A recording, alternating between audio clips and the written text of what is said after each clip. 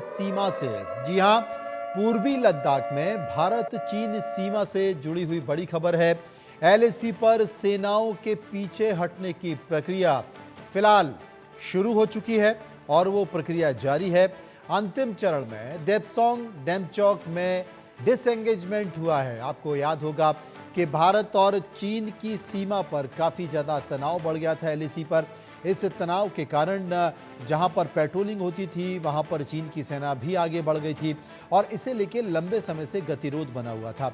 उस गतिरोध को देखते हुए हाल ही में देश के प्रधानमंत्री नरेंद्र मोदी की जो विदेश यात्रा थी, उस विदेश यात्रा में चीन के राष्ट्रपति के साथ उनकी बैठक हुई और बैठक के बाद ये निर्णय हुआ कि दोनों ही सेनाएं वहां से पीछे हटेंगी, डिसएंगेजमेंट होगा और वो वहां पर ये निर्णय सामने आ गया। और अब स्पष्ट तौर पर देखिए, जो सैटेलाइट इमेज है उस सैटेलाइट इमेज से वो चीज़ें भी साफ दिखाई दे रही हैं कि दोनों ही सेनाओं का पूर्वी लद्दाख में भारत और चीन सेनाओं का अब पीछे हटना शुरू हो चुका है, डिसएंगेजमेंट शुरू हो चुका है। एलएसी पर भारत चीन को लेकर बड़ी खबर है। दोनों सेनाओं ने अस्थाई टेंट जो लगा लिए थे, अस्थाई टेंट और शेड लगा लिए थे, फिलहाल उन्हें हटा लिया गया है। गाड़ियां और मिलिट्री उपकरण भी हटा लिए गए हैं। 29 अक्टूबर तक एलएसी पर डिसएंगेजमेंट पूरा होगा, ये भी जानकारी निकल कर आ रही है। सैनिक हटने के बाद दोनों देश इन जगहों पर पेट्रोलिंग कर सकेंगे। एलएसी पर पेट्रोलिंग समझौते पर बड़ी खबर आ रही है। फिलहाल आप देखें, चीन की सेना काफी आगे बढ़ गई थी, हिंदुस्तान की सेना, भारत की सेना भी आगे बढ़ गई थी और एक तरह से कहें कि अस्थाई कैंप बना लिए गए थे, अस्थाई शेड वहां पर लगा लिए गए थे। लेकिन हाल ही में चीन के साथ देश के प्रधानमंत्री नरेंद्र मोदी की मुलाकात, चीन के राष्ट्रपति के साथ देश के प्रधानमंत्री नरेंद्र मोदी की मुलाकात और वहां पर दोनों की सहमति, यानी कि 2020 की जो स्थिति थी वो 2020 की स्थिति को बहाल किया जाएगा।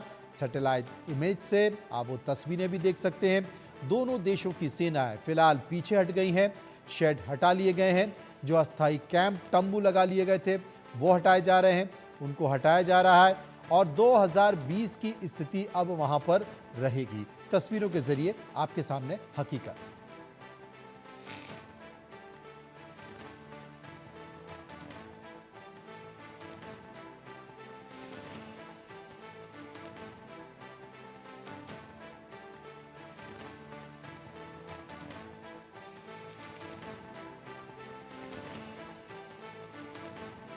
देश की बड़ी खबर इस वक्त आपके सामने बनी हुई है, जहां से सीमा से ये खबर आ रही है और सीमा से खबर ये आ रही है, भारत चीन बॉर्डर से ये खबर आ रही है, पूर्वी लद्दाख से ये खबर आ रही है, जहां पर एलएसी पर दोनों सेनाओं ने अपने अपने जो डेमसॉग है वहाँ से अपने अपने जो कैंप हैं, अस्थाई कैंप, उनको हटा लिया गया। असल में पूर्वी लद्दाख में भारत चीन सीमा से बड़ी खबर है।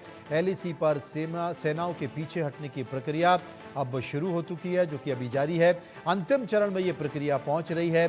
देपसोंग और डेमचौक, यहाँ से दोनों सेनाओं का डिसएंगेजमेंट शुरू हो गया था।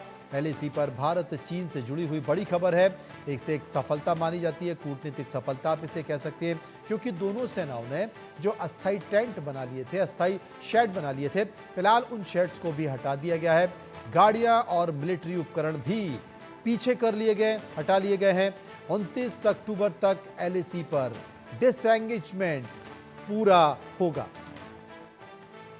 अजय जांड्याल हमारे सहयोगी इस वक्त हमारे साथ जुड़ गए हैं। अजय जांड्याल, 2020 के बाद तनाव बन गया था देपसांग और डेमचौक पर। इस तनाव के मद्देनजर कुछ समय लगा और जैसे कि विदेश मंत्री ने कहा है कि कई सारे बातों में, कई सारी चीज़ों में और कई सारे निर्णयों में आपको धैर्य रखना होता है और धैर्य का परिणाम बेहतर होता है, अच्छा निकल कर आता है और परिणाम अच्छा निकल कर भी आया है। देश के प्रधानमंत्री नरेंद्र मोदी और चीन के राष्ट्रपति की जो मुलाकात हुई, उस मुलाकात में जो सहमति बनी, उस सहमति की तस्वीरें इस वक्त हम अपने दर्शकों को दिखा रहे हैं।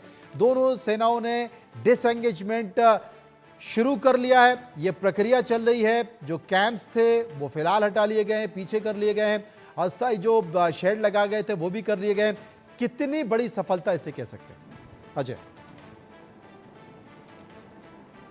मनोज जी, देखिए, दो चीज़ें बड़ी अहम हो जाती हैं। जिस तरीके से लगातार जम्मू कश्मीर में लद्दाख में जो तनाव चल रहा था, एक तरफ पाकिस्तान, दूसरी तरफ चीन, और एलएसी के इलाके में विवाद इतना बढ़ गया था गैलवन के बाद कि इस चीज़ को लेकर सोचा जा रहा था कि क्या भारत भी बाकी देशों की तरह, जैसे यूक्रेन हमास की बात की जाए या इजराइल हमास की बात की जाए या यूक्रेन की जो रशिया के साथ जंग चल रही थी, क्या उस तरफ आगे बढ़ेंगे? मगर नहीं, भारत ने संयम बरता। सिलसिला बातचीत का जब शुरू हुआ गैलवान के बाद, उस बातचीत के सिलसिले को जारी रखा और बीच में कई बार आप देखें तो पेंगोंग के इलाके में जो फिंगर का इलाका है वहाँ पे झड़प हुई, तवांग में झड़प हुई, उसके बाद अरुणाचल में जो है वो क्लैशेस हुए, मगर बातचीत को नहीं रोका। दो चीज़ें, एक सेना का सेना का वहाँ पे जो स्टैंड था, वहाँ पर डिप्लॉयमेंट का 12 महीने 24 घंटे, और दूसरा जो कूटनीतिक दबाव जो चीन पे बना था और कूटनीतिक कदम जो भारत ने उठाए, उसकी एक बड़ी सफलता का उदाहरण ये है कि प्रधानमंत्री मोदी और शी जिनपिंग की बैठक से ठीक पहले ये फैसला हो गया कि इस इलाके में, जो डेमचोक का इलाका है, यहाँ पर अब जो डिप्लॉयमेंट है सुरक्षा बलों की, उसको कम किया जाएगा, डिसएंगेजमेंट होगा, और उसी को लेकर स्ट्रक्चर्स हट गए हैं। 29 तक ये आखिरी फैसला हो जाएगा और ये माना जा रहा है कि 29 तक जो है एक बयान आ जाएगा जिसमें ये बताया जाएगा कि पेट्रोलिंग कब और कैसे वहाँ पे शुरू होगी। तो ये कहीं ना कहीं प्री 2020 वाली सिचुएशन गैलवान से पहले की जो थी वैसी स्थिति हो जाएगी, और ये कहा जा सकता है कि पहले नॉर्मलसी जो यहाँ पे थी एलएसी पर, वो वापस होगी।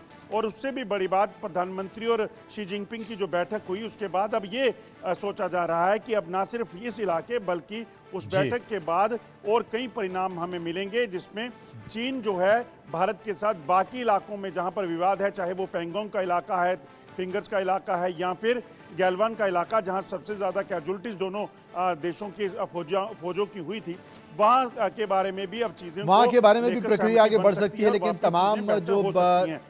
तमाम सुरक्षा से जुड़े हुए, एक्सटर्नल अफेयर से जुड़े हुए लोग हैं कि फिलहाल बहुत ज़्यादा उम्मीद हमको चाइना से नहीं करनी चाहिए, क्योंकि ड्रैगन कब क्या कर दे इसका भरोसा नहीं है। हमें नज़र रखने की ज़रूरत भी होगी। बहुत बहुत शुक्रिया।